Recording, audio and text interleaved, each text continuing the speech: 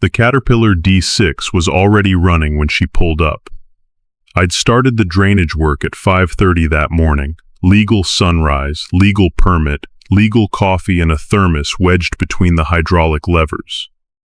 The channel ran south from the creek bed along my east property line, 6 feet deep, 30 feet wide, exactly to NRCS specifications. The kind of earthwork that doesn't care about your opinion, your HOA bylaws, or your outfit. I'd graded 200 yards of clean alluvial soil by the time the white Lexus RX 350 appeared on County Road 2847 at 6:42, slowed like a predator picking its spot, and rolled onto the gravel apron in front of my ranch gate the way it had 14 times before. Engine off, doors locked, Ridgecrest Estates HOA bumper sticker on the rear window, catching the early sun like a badge of imaginary authority. Vicki Renner stepped out in white linen pants, a silk blouse the color of champagne, oversized Gucci sunglasses, and heels that had no business touching gravel. She looked like she was arriving at a fundraiser gala, not a cattle ranch in the Texas Hill Country. That was the thing about Vicki. She dressed for every occasion as if the occasion were her coronation. She locked the Lexus with the remote taillights flashed twice, adjusted her hair in the side mirror with the practiced precision of a woman who understood that beauty was a weapon and intended to keep it loaded at all times, then walked north toward the subdivision without looking back. She didn't look at the D6 idling 40 yards from the gate. She didn't notice the freshly cut channel behind it, the dark earth piled in clean windrows, the diesel exhaust shimmering in the morning air.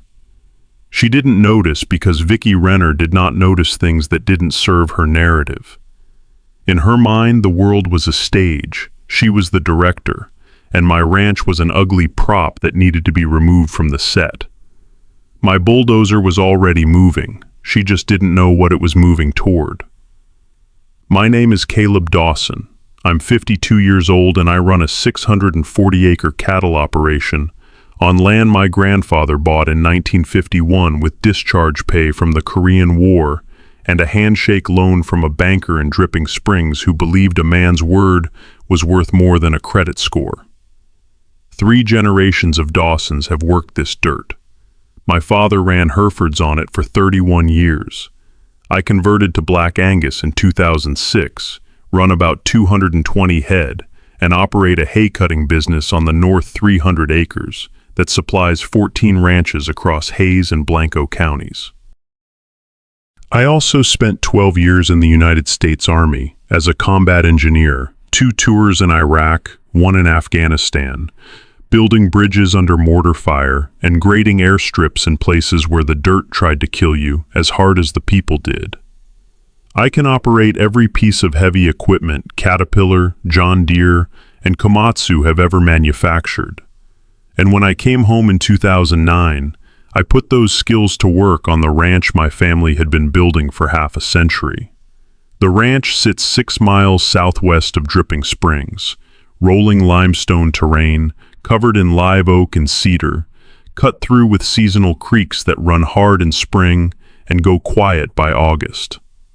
My wife Maggie used to say this place had a heartbeat, that if you stood still long enough on the back ridge at dawn, you could feel the land breathing underneath you. She died 3 years ago. Ovarian cancer, 14 months from diagnosis to silence. The ranch is what kept me standing after that. 6 years ago, a developer named Coastal Land Partners bought the old Guthrie Ranch, 280 acres that bordered my north fence line, and built Ridgecrest Estates, 68 homes, half-acre lots, stucco facades, 3-car garages, and HOA dues of $425 a month that paid for a community pool, a wrought iron entrance gate, and a landscaping crew that mowed common areas with the kind of precision usually reserved for putting greens at country clubs. The homes sold fast, mostly to families from Austin and San Antonio looking for hill country living without the inconvenience of actually living in the hill country. That's where Vicki Renner entered the picture. like a Chanel commercial with a grudge. She moved to Ridgecrest Estates 4 years ago with her husband Todd, a silent man with the permanent expression of someone who'd lost an argument in 2014 and never quite recovered. Vicky was 49, 5'8", and the kind of beautiful that makes you look twice and then regret it. High cheekbones, green eyes, a jawline sharp enough to cut glass, and a smile that could charm a jury or terrify a neighbor depending on which direction she aimed it. She'd been a pharmaceutical sales rep for 15 years, which meant she was professionally trained to sell things that people didn't need to people who didn't ask. And she brought that exact skill set to the HOA presidency, like a surgeon bringing a scalpel to a butter knife fight. She got herself elected within 6 months, not because anyone wanted her, but because she volunteered with the ferocity of a woman who understood that unchallenged authority is the cheapest kind. She ran unopposed. She wrote her own bylaws. She appointed herself chair of every committee: architectural review, landscape compliance, community standards, and something called the Neighborhood Harmony Council, that as far as anyone could tell existed solely to give Vicky a 4th title to print on her business cards. She had business cards.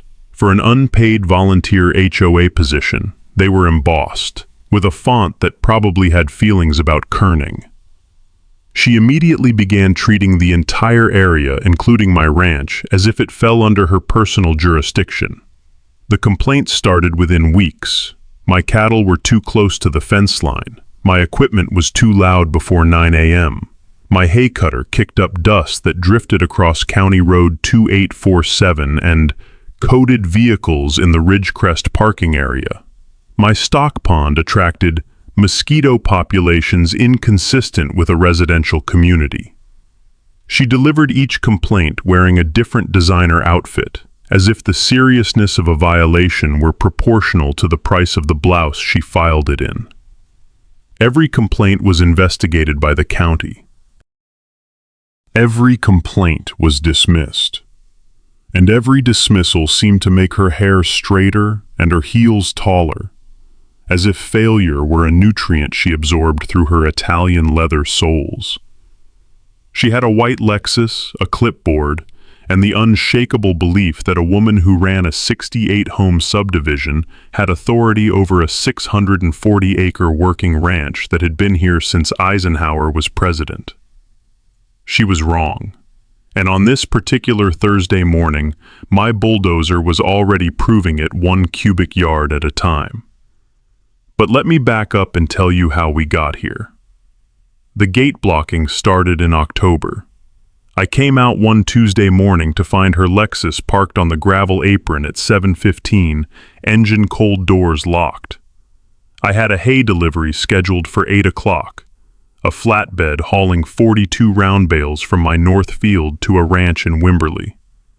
The driver, a man named Curtis, who'd been hauling hay in this county for 20 years, pulled up in a Peterbilt with a 40-foot trailer and couldn't make the turn. We waited 40 minutes.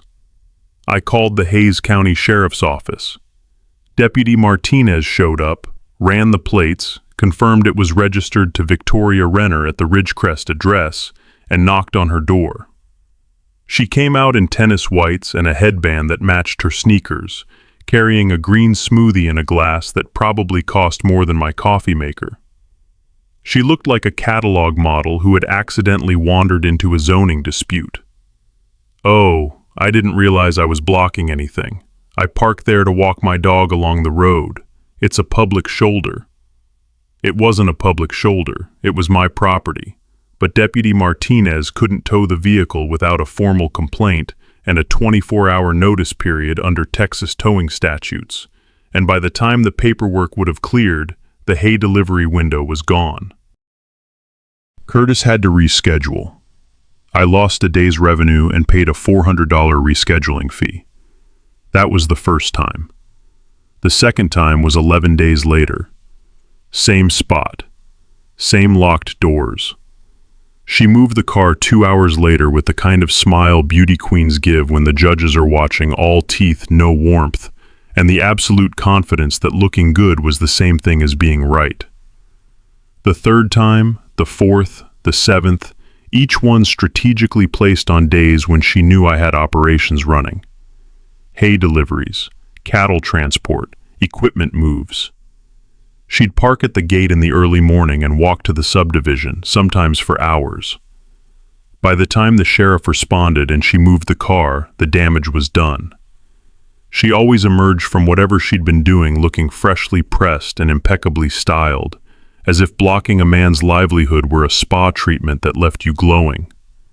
By the 12th incident, I'd lost $11,400 in rescheduled deliveries, overtime labor for ranch hands who had to reroute cattle to a secondary gate a mile and a half east, and one veterinary emergency that nearly went sideways when Doc Patterson couldn't get his truck through the main gate during a difficult calving and had to drive 40 minutes around to the back entrance.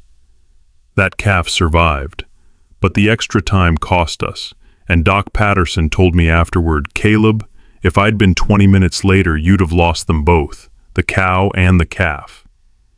20 minutes, because a woman in designer sunglasses parked a luxury SUV on my gravel to make a point about property values.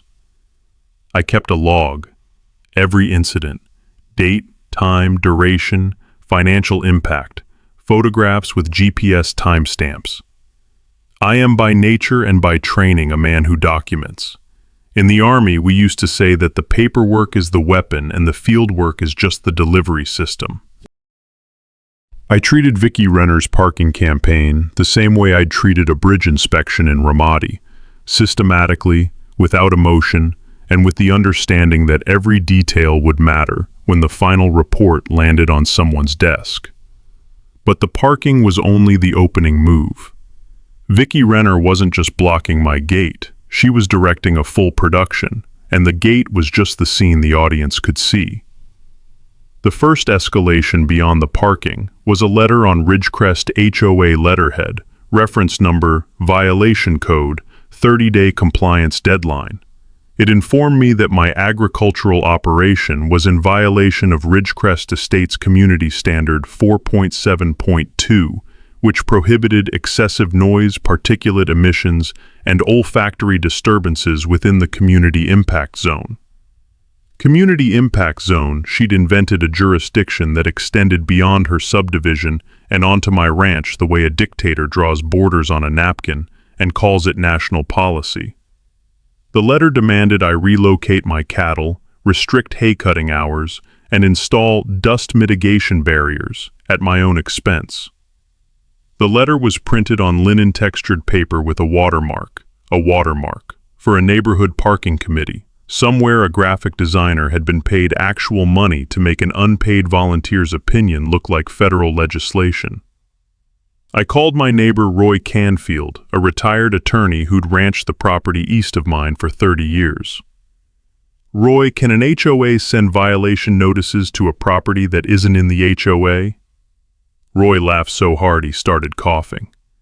"Caleb, they can send you a letter saying you owe them the moon. Doesn't mean you owe them a rock. Your ranch isn't in that HOA. Their CC&Rs don't apply to you. That letter has the legal authority of a grocery list." I filed the letter anyway. Documentation. Over the next 2 months, Vicki distributed flyers in every Ridgecrest mailbox. The first one claimed that my cattle operation was contaminating the shared aquifer and posed a direct health risk to community children. The second one included photographs of my stock pond taken from the county road, with a telephoto lens with annotations claiming I was storing agricultural waste in an unlined impoundment within 500 yards of residential wells. The Edwards Aquifer Authority tested the water at Ridgecrest the following month. Their report was 4 pages of data and 1 sentence of conclusion. All tested parameters fall within acceptable ranges. No contamination detected from adjacent agricultural operations. Vicki's response to the Clean Water Report was to call it incomplete and demand a second test from an independent laboratory. She started a neighborhood Facebook group called Protect Ridgecrest Families. and posted daily updates about the threat my ranch posed. Her profile photo for the group was a professional headshot, studio lighting, soft focus, the kind of portrait you'd expect from a real estate agent who wanted you to believe she was also a supermodel. She posted updates that blurred the line between community advocacy and performance art, including a stock photo of polluted water from an industrial waste site in Louisiana, brown foaming, clearly toxic, captioned, "This is what happens when we ignore the problem next door." It wasn't a photo of my water. It wasn't a photo of anything in Texas. It was a lie dressed in Helvetica font, and 43 homeowners shared it before anyone reverse image searched it. That was Vicky's genius. Not governance, not leadership, but packaging fear in a format pretty enough to go viral, making a power grab look like community care, while wearing earrings that caught the light at exactly the right angle to suggest she was merely concerned. I saved the screenshot, Exhibit 14. Vicky didn't operate on facts, she operated on pressure, creating the impression of a crisis until enough people believed in it that it functioned like one. She wasn't trying to prove contamination, she was trying to make 68 families afraid enough to support what came next. In January, Vicky filed a petition with the Hays County Commissioner's Court, requesting that my property be rezoned from agricultural to residential single-family. The petition was signed by 31 Ridgecrest homeowners and accompanied by a 6-page letter written by a lawyer named Bradley Stokes, who operated out of a shared office space in South Austin, and whose legal specialties, according to his website, included community advocacy, zoning optimization, and lifestyle-based land governance. Lifestyle-based land governance. I read that phrase 3 times and still couldn't tell if it was a legal theory or a scented candle brand. But I understood what the rezoning would do. If my land lost its agricultural designation, I'd lose the ag tax exemption annual property tax from roughly $4,800 to an estimated $78,000. $78,000 a year in taxes on land that had been farmed continuously since 1951. The rezoning wouldn't just inconvenience me, it would bankrupt me. It would force a sale, and based on the pattern I was starting to recognize, that was exactly the point. There was one problem. Texas has a Right to Farm Act, Section 251.004 of the Texas Agriculture Code. It states in language that a first-year law student could understand that no agricultural operation that has been in continuous use can be declared a nuisance by a political subdivision if that operation was established before the surrounding residential development. My ranch was established in 1951. Ridgecrest Estates was built in 2018. The law was so clearly on my side that it could have been written with my name in the margin. I attended the Commissioner's Court hearing in February. Vicky showed up with Bradley Stokes, a poster board of aerial photos, and a rehearsed speech about community safety and residential harmony, delivered in a cream blazer with pearl buttons she'd probably picked to match the courtroom walls. She spoke for 12 minutes. She used the phrase quality of life 7 times. She did not once mention the Right to Farm Act, which suggested either her lawyer hadn't told her about it or she'd decided the law didn't apply to women in pearl buttons. 3 homeowners gave testimony about dust on their cars and the sound of cattle at 6 a.m. I spoke for 4 minutes. I cited the Right to Farm Act. I presented the Edwards Aquifer Authority water test. I showed the county my property tax records going back to 1951, and I read one sentence from the Texas Agriculture Code into the record. A person who established an agricultural operation before surrounding residential development shall not be required to curtail, modify, or cease operations due to complaints arising from the proximity of residential uses. The commissioners denied the rezoning petition unanimously, 5-0. Commissioner Harold Upton, a 4th-generation rancher himself, looked at Vicky and said, "Ma'am, the ranch was here first. The law is clear. I'd suggest finding a way to be neighborly." Vicky smoothed her blazer, adjusted her sunglasses on top of her head like a tiara, and walked out without looking at anyone. Even her exits had production value. She moved through doorways the way certain actresses move through airport terminals, radiating controlled fury that looks like elegance unless you're close enough to see the jaw muscles working. The rezoning had failed, but Vicky Renner wasn't the kind of person who accepted failure. She was the kind who treated it as a reason to escalate, the way certain people treat a red light, not as a command to stop, but as a personal insult requiring a response. By March, she'd moved from legal maneuvers to direct confrontation. She started photographing my ranch hands while they worked, standing at the fence line with her phone raised, filming men on tractors loading hay and moving cattle through the squeeze chute. When my foreman Luis Vega asked her to stop, she said she was documenting labor violations, immigration violations, safety violations, whatever I find. She said it with her chin raised and her phone angled to make herself look authoritative in her own footage.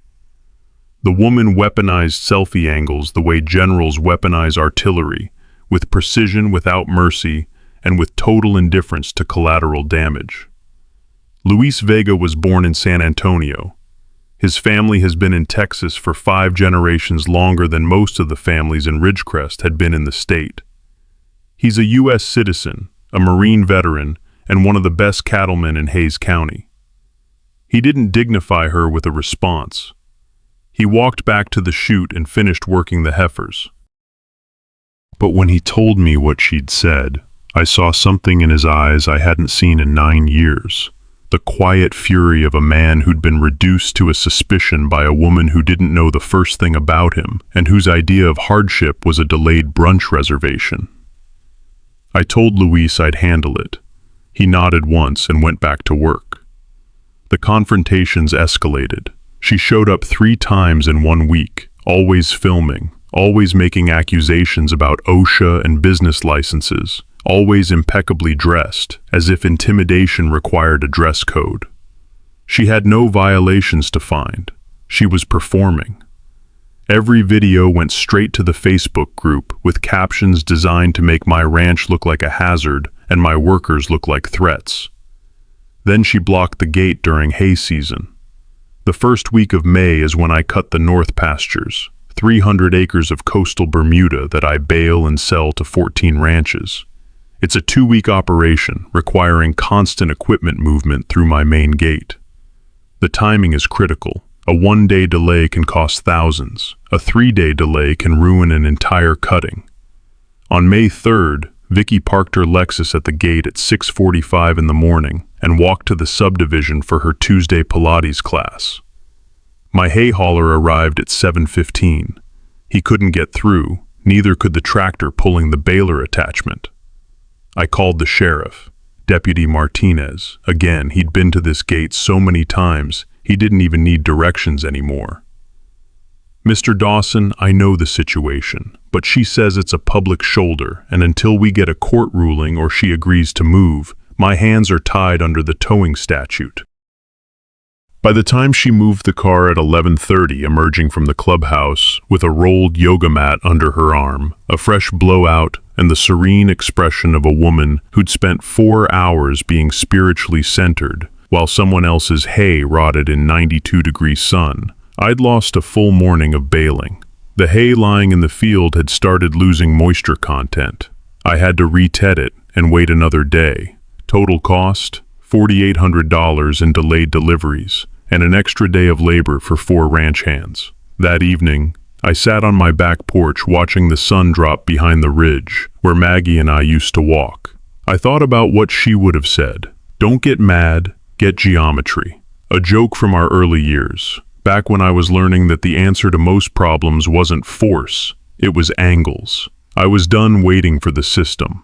I wasn't going to break any laws. I was going to do what I'd been trained to do.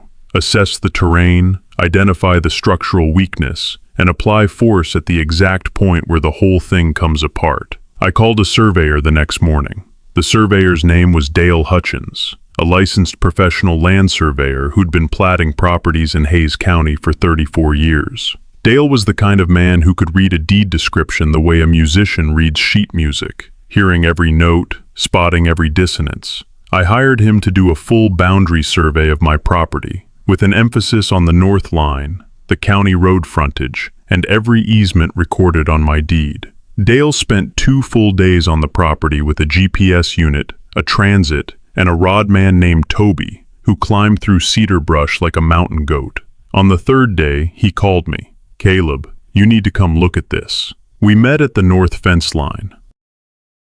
Dale had spread plat maps across his truck hood, my original 1951 deed, the 2018 Ridgecrest Development Plat, and the current county tax map, all overlaid. "First thing," Dale said, tapping the gravel apron at my gate, "this area where she's been parking, it's yours. Not even close. The county right-of-way for CR 2847 extends 30 feet from the center line. Your apron starts at 31 feet. Everything she's been parking on is inside your property line. I set iron pins this morning." I knew that. I'd suspected it for months, but Dale wasn't finished. "Second thing," he moved his finger north along the property line to where the Ridgecrest entrance road crossed from the county road into the subdivision. "See this?" He traced a 60-foot wide strip that ran diagonally across the southwest corner of the subdivision, right where the main access road was paved. "Your deed has a recorded drainage and utility easement here, 60 feet wide, filed in 1951, running from the seasonal creek on your north pasture to the drainage culvert under CR 2847. It's in your chain of title. It's never been vacated, released, or transferred." I stared at the plat.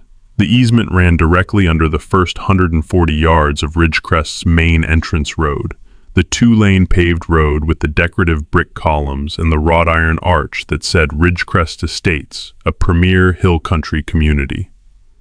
They built their road across my easement. The development plat acknowledges it right here, note 14, in 8-point font at the bottom. But there's no recorded easement agreement, no compensation to you, and no consent. Coastal land partners either forgot to negotiate or decided to skip it and hope nobody noticed. Nobody had noticed. For 6 years, 68 families had been driving across my recorded easement every time they entered or left their subdivision. And the woman who'd appointed herself queen of that community had no idea her kingdom's front door was built on the farmer's land. The irony was so rich, it should have been taxed, assessed, and mailed a violation notice by Vicky's own Community Impact Zone Committee. Dale set his jaw the way surveyors do when they find something that's going to make lawyers very busy. "Caleb, I'm not an attorney, but a 60-foot drainage easement on a recorded deed does not go away because someone paved over it. If anything, paving over it without your consent makes the encroachment worse." I thanked Dale and paid his invoice, $3,200 for the survey and the updated plat. I spread the maps on the kitchen table where Maggie used to grade homework and sat there tracing the easement with my finger, understanding for the first time the full geometry of the situation. Vicky had spent 8 months trying to push me off my land. She thought she held all the power. She didn't know that every time she drove through those brick columns and under that wrought iron arch, she was driving across my property. I called a lawyer named Harlan Webb in San Marcos, boots with suits limestone office, the unhurried manner of a man who'd watched overconfident people lose property fights for 40 years. I laid Dale's survey on his conference table and told him everything. Harlan studied the plat for a long time. Then he leaned back. "The easement is the game changer. Everything else, the parking, the complaints, that's harassment, and we can deal with it. But the easement gives you structural leverage. They've been using your drainage easement for 6 years without even asking. What does that mean practically? It means their main access road is an unauthorized encroachment on your recorded property interest. You could seek an injunction to remove the pavement. You could demand 6 years of compensation. Or you could make them very, very nervous and see what they offer. He smiled. I'd recommend the last option first. While Harlan prepared the legal framework, I prepared the physical one. I'd been planning a stock pond and drainage improvement on the north end of my property for 2 years. The seasonal creek flooded every spring, turned the low ground into bog, and created erosion problems along the fence line. A properly graded drainage channel and stock pond would solve the water management issues, provide year-round water for the cattle, and qualify for a USDA Natural Resources Conservation Service cost-share grant. The channel needed to run from the creek bed south to a collection point near the gate, which happened to be the exact area Vicky had been using as her personal parking spot. I filed for the grading permit with Hays County.